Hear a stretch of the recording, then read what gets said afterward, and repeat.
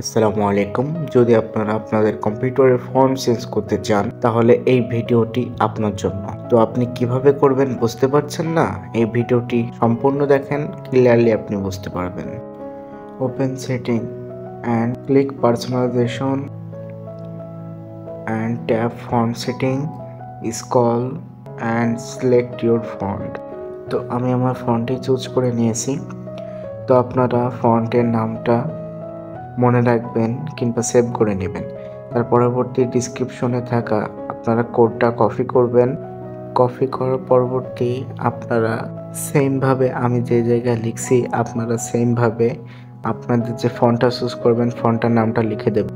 নাম লেখা শেষ হয়ে গেলে আপনারা এটা সেভ করে নেবেন।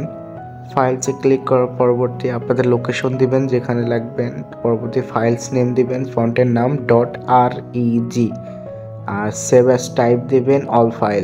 এবার সেভ করে নিন।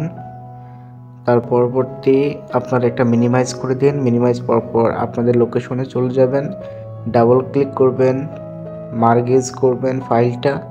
মার্গেজ করার পর আপনারা ইয়েস দিবেন।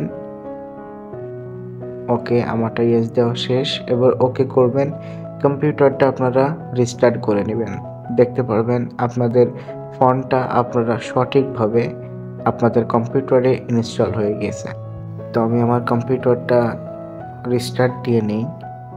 ওকে, আমার কম্পিউটারটা এবার রিস্টার্ট দেওয়া শেষ হয়ে গেছে। ওপেন হওয়ার পরবর্তী আপনারা দেখতে পাচ্ছেন আমার যতগুলো ফন্ট ছিল এর আগেরটা সেটা কিন্তু এখন চেঞ্জ হয়ে গেছে। তো আপনারা দেখতে পাচ্ছেন আমার প্রত্যেকটা ওয়ার্ড ফন্ট চেঞ্জ হয়ে গেছে। তো আপনারা এভাবে করতে থাকুন, ফন্ট চেঞ্জ হয়ে যাবে।